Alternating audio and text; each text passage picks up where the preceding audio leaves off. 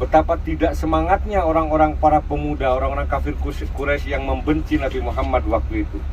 Sehingga dibikinlah oleh mereka rencana untuk penggerbekan terhadap diri Nabi. Kadang ada di depan Rasul, kadang-kadang ada di belakangnya. Lalu oleh Rasulullah dicegah, kenapa Abu Bakar? Apa yang kau lakukan? Engkau seperti menghalangiku di jalan. Abu Bakar berkata, memanjat dengan begitu susahnya, bebatuan yang begitu licin tanpa ada tempat pijakan, ke atas terus ke puncak untuk bersembunyi. Tinggal di tempat ini, dan baru kali ini Bapak Ibu terjadwal untuk mengikuti kegiatan ziarah di seputar kota Mekah ini. Alhamdulillah sampai hari ini seluruh jemaah masih terkontrol sehat, aktivitasnya jalan namun tidak terlalu berlebihan, dan senantiasa mempertimbangkan kemampuan fisik demi lancarnya dan nyamannya kegiatan selama berada di tanah suci ini. Yang terpenting adalah yang pokok pelaksanaan ibadah hajinya nanti, sehingga setiap jemaah dapat melaksanakannya dengan sempurna tanpa ada hambatan apapun, insya Allah. Amin. Bapak serta Ibu jemaah Al-Qaswa yang berbahagia, hari ini kita mengunjungi beberapa artefak tempat perkembangan risalah Islam di kota Mekah Al-Mukarramah ini. Insya Allah nanti saya akan jelaskan berbagai hal berkaitan dengan program kita berziarah di kota Mekah ini, sehingga Bapak Ibu terbimbing secara ilmu pengetahuan, dan ketika kita berada dan hadir di kota ini betul-betul sangat bisa menghayati bagaimana perjalanan risalah Rasulullah SAW. Bapak serta Ibu sekalian, kota Mekah Al-Mukarramah, salah satu kota yang terdapat di negara Saudi Arabia ini, berada di antara 27 derajat lintang selatan dan 26 derajat bujur timur.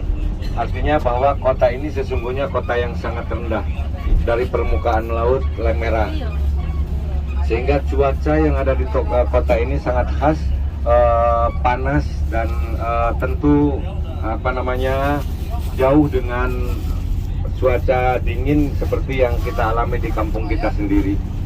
Kekhasan cuaca panas ini salah satu menunjukkan kota Mekah ini sebagai kota yang sangat tandus, karena tentu tidak banyak tanaman-tanaman, karena tanaman-tanaman pohon-pohon yang ada di depan kita sekarang ini pun ini baru-baru saja ditanam dan dikembangbiakkan oleh pemerintah Saudi dalam kerangka membuat rimbun suasana kota, sehingga kota ini tidak terkesan gersang.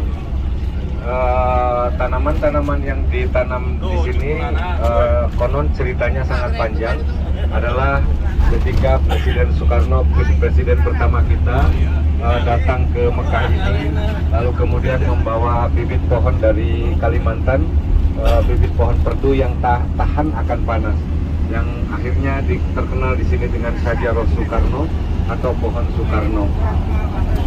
Nah, itulah yang dikembangbiakan kemudian oleh pemerintah Saudi dalam kerangka melindungi kota ini supaya tidak terlalu rusak. Dapat salam dari si Fikri. Adalah salah satu kota dapat juta manusia. Salam dulu nih. Terutama umat Islam Masih yang kenal sama si Fikri? datang ke sini untuk bersujud di Ka'bah. Karena ternyata di sisi kegersangannya Allah menyimpan sebuah keistimewaan, adalah artefak sejarah perjalanan risalah Islam, termasuk Nabi terakhir, Nabi tercinta, Nabi Muhammad Sallallahu Alaihi Wasallam. Inilah kota yang didambakan untuk dihadiri oleh berbagai kalangan umat Islam di seluruh dunia, terpaut hatinya dan bermimpi ingin mengunjungi kota ini. Dan sekarang Bapak Ibu sekalian sudah berada di kota ini, adalah salah satu yang terpilih diundang untuk Allah hadir di kota ini dalam kerangka ibadah haji. Alhamdulillah Bapak Ibu menjadi tamu-tamunya bagi kota tanah suci ini. Mudah-mudahan kita terkelompokkan menjadi tamu yang terbaik dan tamu teristimewa di hadapan Allah. Amin ya rabbal alamin. Bapak, Ibu, serta saudara sekalian, kota Mekah memiliki banyak sebutan dan panggilan. Walaupun yang terkenal dengan nama Makkah Al-Mukarramah atau Makkah yang dimuliakan. Kenapa? Karena ini adalah kota yang dipilih oleh Allah dan dimuliakan serta Allah menentukan kesucian kota ini dan dijaga dari berbagai mara bahaya. Kota Mekah Al-Mukarramah dalam Al-Quran sering disebut dengan beberapa panggilan. Allah kadang-kadang menyebut ini sebagai Al-Baldah. Allah menyebutnya kadang-kadang sebagai kota Bakkah. Allah menyebutnya sebagai Ummul Qura. Allah kadang-kadang menyebutnya sebagai Al-Balad, Al-Amin, dan seterusnya. Banyak penyebutan kota ini yang mereduksikan makna terhadap kota Makkah Al-Mukarramah. Tetapi setiap penyebutan dan reduksi makna terhadap nama kota itu memang memberikan ciri khas tersendiri. Umpamanya Makkah ini disebut kota Bakkah. Inna awwala baiti wudi'a lin-nasi alladzi bi Bakkata mubarakah. Sesungguhnya awwala baitin, sebuah simbol bangunan yang pertama kali, wudi'a lin-nas, yang diletakkan oleh Allah untuk simbol kemanusiaan, lallazi bi Bakkata mubarakah, yang Allah letakkan di Bakkah yang diberkahi. Baka yabki bukaan wa bakkatan, itu dari kalimat baka, artinya menangis. Jadi Bakkah itu adalah tempat menangis. Maka kota ini adalah memang tempatnya menangis. Menangis hati kita ketika kita hadir di kota ini. Kenapa? Karena kita merasakan betapa istimewanya. Kita yang angan-angankan sejak kecil ingin menghadiri kota ini, dan sekarang Allah menakdirkan kita untuk berada di kota ini. Maka siapapun hati ikut menangis akan keterharuan dia terpanggil oleh Allah untuk menghadiri kota ini. Ini adalah kota tempat kita kembali. Kembalinya iman yang disinarkan dari kota ini. Sebagaimana sabda Rasul sallallahu alaihi wasallam, la ya'ruzul imanu ilal madinati kama ya'ruzul hayyatu ila jubriha. Iman itu akan kembali suatu saat sebagaimana kembalinya ular terhadap lubangnya. Maka kota Mekah ini adalah tempat kembali kita. Kita lahir di Garut, kosong melompong, hati kita belum terisi apa-apa. Namun setelah itu masuklah iman ke dalam hati kita, dan hati yang terisi iman sekarang ini dibawa kembali ke tempat di mana iman dan Islam itu disinarkan.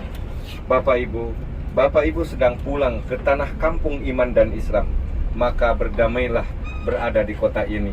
Insya Allah, selagi kita mempunyai niat yang baik, kita akan berdamai dengan kota ini, dan kota ini akan melindungi kita sekalian. Bapak Ibu, destinasi yang pertama kali yang akan kita kunjungi di kawasan kota Mekah ini adalah Jabal Sur, yang memiliki sejarah artefak peninggalan perjalanan risalah Rasulullah Sallallahu Alaihi Wasallam. Saya memohon kepada Mas Mahmud, supir yang membawa kita sekarang ini, untuk mengantar lebih ke depan, tidak seperti yang lain di bawah, nanti menanjak kokosehan ya. Jadi saya mencoba untuk membujuknya supaya datang ke atas, sehingga kita tidak terlalu kelelahan untuk menjangkau ke kawasan Jabal Sur. Dan Bapak Ibu akan saya jelaskan dengan baik. Sebelum Bapak Ibu turun, beri kesempatan saya untuk lebih memberikan penjelasan kepada Bapak Ibu tentang destinasi yang kita kunjungi sekarang. Bapak Ibu sekalian, yang akan dikunjungi oleh kita sekarang ini adalah Jabal Sur atau Guha Sur. Sebuah pegunungan yang ada di belakang kita itu adalah pegunungan dengan ketinggian sekitar 700 meter dari pokok akar gunungnya, kurang lebih 700 meter. Tetapi kalau diukur dari ketinggian laut Jeddah itu sekitar 2.800 meter. Artinya cukup tinggi memang gunung ini. Kenapa dengan Jabal Sur ini? Ada artefak peninggalan sejarah yang sangat luar biasa dalam perjalanan hidup Rasul Sallallahu Alaihi Wasallam.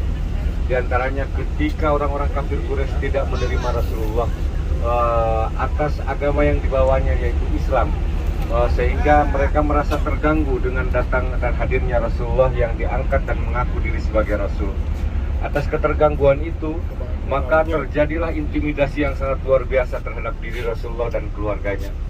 Sampai di puncaknya Rasulullah diancam untuk dibunuh dan disayembarakan kepada siapapun penduduk Mekah orang jahiliyah waktu itu, siapa yang dapat membunuh Rasulullah atau membawa potongan badannya atau membawa bagian sedikit dari badannya itu, kepalanya, kakinya dan sebagainya, maka akan dihadiahi 99 unta yang sedang bunting.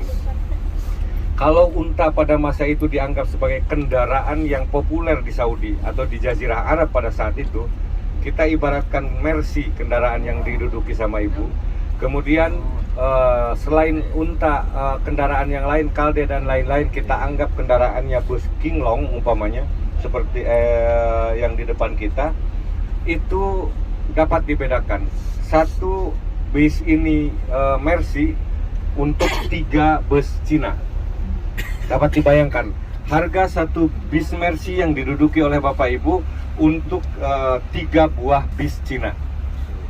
Berarti dapat dibayangkan betapa mahalnya. Kalau pada saat itu orang kafir Arab sampai diiming-imingi 99 unta yang sedang bunting, dapat dibayangkan oleh kita nilai dan harganya. Betapa tidak semangatnya orang-orang para pemuda, orang-orang kafir Quraisy yang membenci Nabi Muhammad waktu itu. Sehingga dibikinlah oleh mereka rencana untuk penggerbekan terhadap diri Nabi. Namun Allah memberitahukan kepada Rasulullah untuk segera keluar dari rumahnya bersama teman yang dekatnya, yaitu Abu Bakar As-Siddiq. Dan akhirnya Sayyidina Ali bin Abi Thalib yang diperintah oleh Rasulullah untuk meninggali tempat tidurnya. Begitu orang-orang kafir Quraisy menuju menggertak rumahnya, ternyata Jong tidak mendapatkan Rasulullah ada di situ, dan yang terdapat hanyalah Sayyidina Ali bin Abi Thalib. Maka Rasulullah di malam hari yang hening bersama Abu Bakar temannya menuju sebuah pegunungan 4 km sebelah utara dari kota Mekah, yaitu ke tempat ini yang disebut dengan Jabal Sur atau Gua Sur atau Gunung Sur. Maka beliau menerekel, menerekel? Iya, memanjat dengan begitu susahnya, bebatuan yang begitu licin tanpa ada tempat pijakan, ke atas terus ke puncak untuk bersembunyi. Sebagai manusia biasa, Rasulullah tidak memiliki perlindungan apapun. Bersusah payah beliau naiki gunung itu bersama Abu Bakar As-Siddiq. Kemudian sampailah di puncaknya. Ketika tiba di puncaknya, beliau masuk ke sebuah guha yang disebut Jabal Sur atau Gori Sur atau Guha Sur. Hanya dengan kedalaman 5 meter. Tumpukan batu-batu hanya kita terisi oleh 5 tubuh orang Indonesia atau 2 tubuh orang Saudi masuk ke dalam itu untuk bersembunyi. Secara akal, kedalaman 5 meter masih dapat terlihat oleh mata. Kalaupun diketemukan, pasti sudah dapat diketemukan. Maka adalah seorang pemuda Quraisy yang bersemangat untuk mendapatkan hadiah itu, sama ikut menerekel ke atas untuk mencari Rasulullah, karena pasti terus tempat persembunyian yang aman satu-satunya adalah Jabal Sur. Akhirnya dia naik. Tapi apa yang terjadi setelah di atas? Begitu menggigilnya Abu Bakar ketakutan. Bukan takut terancam nyawanya, tapi takut diri Rasulullah akan terbunuh. Karena begitu bersemangatnya orang Jazirah Arab waktu itu mengejar Rasulullah SAW. Allah telah melindungi kedua tubuh itu. Akhirnya begitu datang ke atas pemuda Quraisy itu, dilihatnya mulut gua sudah tertutup rapat oleh sarang laba-laba. Logikanya pun berpikir, tidak mungkin ada orang baru saja masuk, sedangkan mulut gua sudah tertutup rapat oleh sarang laba-laba, dan di pinggirnya ada burung merpati yang sedang mengerami telurnya. Logikanya juga akan berpikir, tidak mungkin ada hewan yang bisa tenang-tenang dan nyaman saja di mulut gua, andai kata ada orang yang masuk baru saja. Maka berpikir mereka itu kacau balau. Wa makaru wa makarullah wallahu khairul makirin. Mereka membuat tipu daya. Allah pun berbuat tipu daya, tapi tipu daya Allah lebih baik daripada apa yang mereka tipu dayakan. Tadinya mereka akan mengejar Rasulullah, tapi Allah berbuat tipu daya pada mereka. Dari mulai Rasul berangkat dari rumahnya tidak terendus oleh satu mata dan telinga pun. Ketika sampai berhadapan pun, mereka tidak melihat ada Rasul di mulut gua itu. Padahal Sayyidina Abu Bakar waktu itu sudah dipatuk ular, menggigil di dalam gua yang tidak pernah dimasuki orang itu. Kalau bahasa Prancisnya hara-haraun. Coba, di dalam guha yang hara-haraun, artinya tidak pernah ada dimasuki oleh siapapun ke situ. Pastilah binatang-binatang yang berbisa, ularlah Sayyidina Abu Bakar As-Siddiq sampai berkeringat dan menggigil. Tapi Rasulullah tahu pada saat itu Rasulullah merajahnya dan beliau sembuh. Kita nyatakan itu dalam Al-Quran. Idhuma fil ghari idh yaqulu li sahibihi la tahzan innallaha ma'ana fa'anzalallahu sakinatahu 'alal ladzina amanu wa ayyadahum. Apa itu ayatnya? Lupa lagi. Dan Allah akhirnya idhuma fil ghari, ketika keduanya ada di dalam guha. Idh yaqulu li sahibihi, ketika berkata salah satu kepada temannya, la tahzan, engkau jangan merasa takut, innallaha ma'ana, Allah itu bersama kita. Lalu Allah menurunkan dan mengokohkan ketenangan terhadap keduanya. Disitulah Bapak Ibu sekalian, Rasulullah perjuangannya sangat luar biasa. Coba bayangkan, dari situ ada instruksi harus hijrah ke Habasyah. Karena Rasulullah di tempat itu menengadahkan tangan ke langit. Ya Rob, engkau telah mengeluarkan aku di tempat yang engkau sucikan dan engkau jaminkan keamanannya. Maka simpanlah aku ini di tempat yang aku cintai dan engkau sucikan. Maka akhirnya Allah menunjukkan kepada Rasulullah untuk berhijrah ke Habasyah, ke Madinah, yang sekarang jadi Madinah Al-Munawwarah. Dari situlah Rasulullah menginstruksikan seluruh pengikutnya agar ikut berhijrah ke Madinah Al-Munawwarah, atau yang pada saat itu Habasyah. Nah, dari situ coba bayangkan, keluarga dekatnya, teman-teman dekatnya yang sudah Islam dan mengikuti iman Rasul Shallallahu Alaihi Wasallam, betapa bingungnya untuk menerima instruksi Rasul harus berangkat ke Madinah. Jangkauan tempuh dari Mekah ke Madinah ini 570 kilo, bukan tempat yang dekat. Fasilitas pun bukan bis-bis seperti ini, motor butut pun belum ada. Atau roda apapun yang bisa mengantarkan berjalan mereka. Berarti dia harus menyeberangi lembah, gunung, bukit, turun, nanjak dan seterusnya. Baik di siang hari yang sangat menyengat, memedihkan, atau berjalan di malam hari yang sangat dingin menyentil tubuh. Coba dapat dibayangkan, dilakukan oleh sahabat-sahabat Rasul, sami'na wa atona, tidak ada yang protes. Kalau saja Pak Encang pada saat itu sudah ada, saya yakin bukan berada di belakang Rasul, pasti di belakang Abu Jahal. Karena Pak Encang akan berkata begini, Muhammad, kata Rasulullah, ayo kita Pak Encang ke Madinah. Nah, naunan ke Madinah.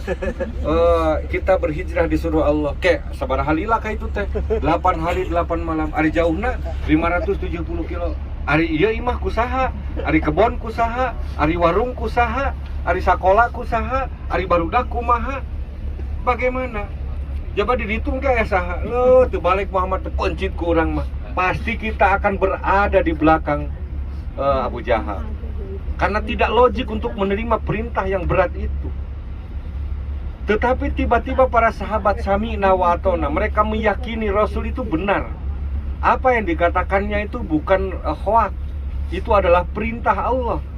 Maka pada saat itu mengikuti secara bergelombang untuk ikut berhijrah dari Makkah ini ke Madinah.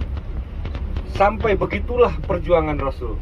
Coba untuk Islam, apa perjuangan kita? Berkeringat pun gak pernah. Kita sekarang memasukkan iman dan Islam ke dalam tubuh kita, gak pernah berkeringat sedikit pun. Jauh dari kepada Rasul sampai nyawanya terancam. Orang mah jadi iman, jadi Islam tengah goler, enak.